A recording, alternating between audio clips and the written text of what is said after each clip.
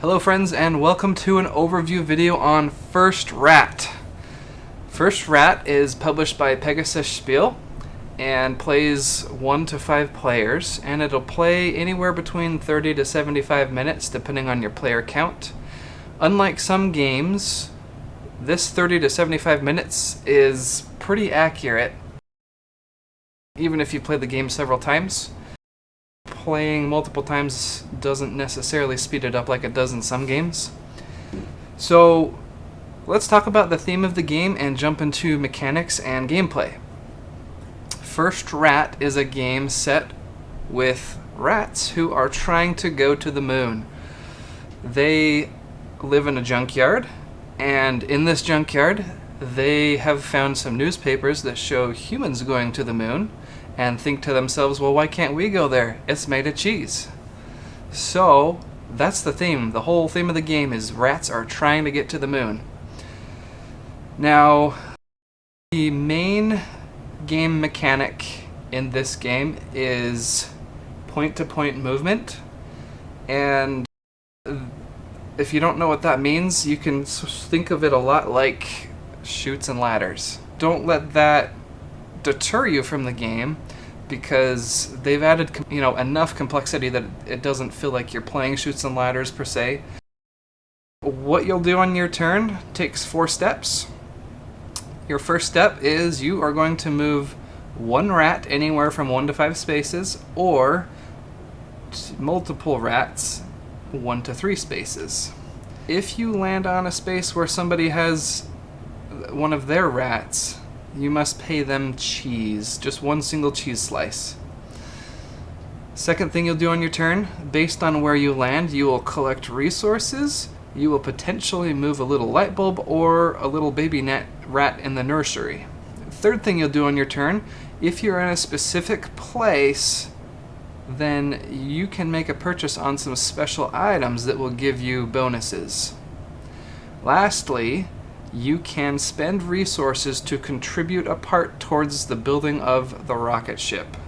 Or, alternately, you can spend 10 cheese to get victory points. So let's talk a little bit briefly about what you see on the board here. This is set up for 2 players, and with more players you'll see less of these cubes out here. These cubes represent how you score points. Each player has 10 cubes. When they've played 8 cubes, you can think of them as progress cubes. When 8 progress cubes go onto the board from one player, that triggers end of game, and there will be another round, and you can end up playing up to 10 cubes, but 8 triggers end game. With fewer players, simply these spaces are blocked with the neutral color cubes. So let's talk about resources. When you land on certain spaces, these orange spaces can award you baking soda or vinegar. The green spaces, some of the different colors give you multiple types, but you've got baking soda, tin cans, vinegar, and calculators, and essentially these are the parts that the rats are using to construct a ship. Obviously, chemical reactions with vinegar and baking soda combined with the cans and calculators, that's their computers. So if you're landing on a space with one of those resources, you'll simply collect that resource. If you land on cheese, you'll collect cheese. Cheese isn't a resource that lets you construct a piece for the rocket, but cheese will allow you to pay for certain things. Now, some of these other spaces, we've got a little apple with a newspaper, and we've got a light bulb. This apple with the newspaper, whenever you land on that, you'll see a little apple core.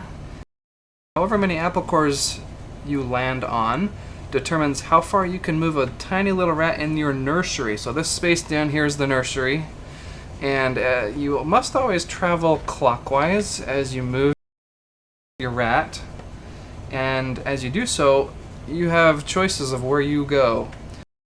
Anytime your rat crosses this space here, you'll be able to put a progress cube that will award you points at the end of the game. Whenever you cross here, you gain an additional rat that can then start moving on the track. And whenever you cross this threshold, you collect a newspaper which is going to give you a bonus of some kind. In the base game, your first time playing, they don't recommend that you play with some of the more advanced newspapers. I've got 2 here. Some of them award you special rats that have abilities. So here we have Rat Woman. Next we have Neil Ratstrong, Lola Rat, and Arnold Rattenegger. These characters will give you bonus abilities, and when you collect one, you'll put it on a rat like so. And there's your super rat. So that covers the nursery. Let's next talk about the light bulbs and that track. You'll see that there's a string of lights that follows the course of the track. And whenever you land on a light bulb space, you're going to move your light bulb up on the track. This allows you to simply collect additional resources if your rat that you are placing is behind or at the space you land on. You'll collect 1 more of that resource total. Some of the special spaces where you can make extra purchases. This space here is Harry Hamster's booth. You can see this little arrow that points to him. When you're on this space and this space only, you can spend cheese to purchase a backpack that will allow you to collect even yet additional resources when you land on them. When you land on this space here, this allows you to purchase from Zippy the Frog's booth. It'll allow you a one-time bonus of double resources. And when you land here, this is Madcap Crow's booth. This will simply increase end-of-game points. When a rat makes it to the end of the track, your rat will go slotted into this space and is no longer available. These are the costs right here of constructing ship parts. You got the little booster, you got kind of the main cabin space and a cockpit. If you've completed all 3 parts, you get a bonus cube up here. This one, every time you cross one of these icons on the board, there's 3 of them, you can put a cube up here.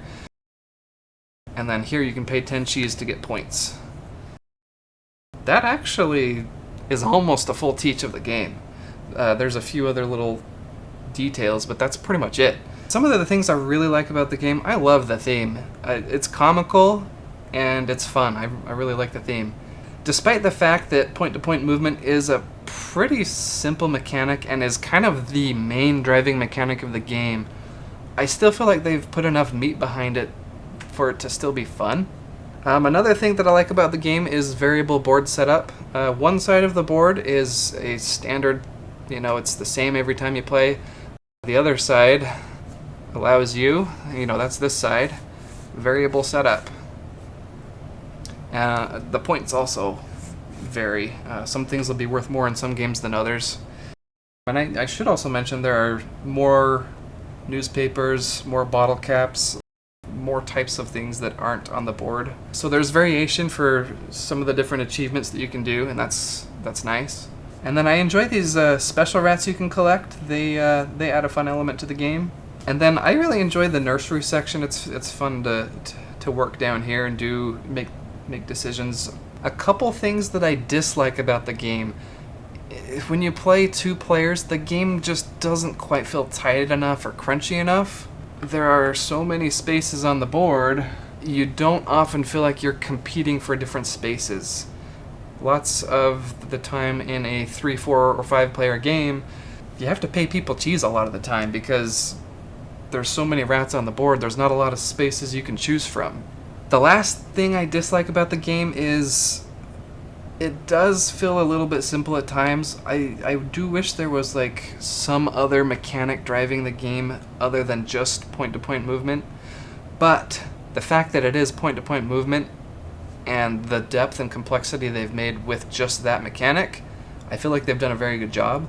Though this isn't the first game you think of as a gateway game, I do think that this could be a great game to introduce somebody into the world of board games because it really takes something as simple as Chutes and Ladders and just adds some layers into it, adds a wonderful theme, and makes it fun for everybody.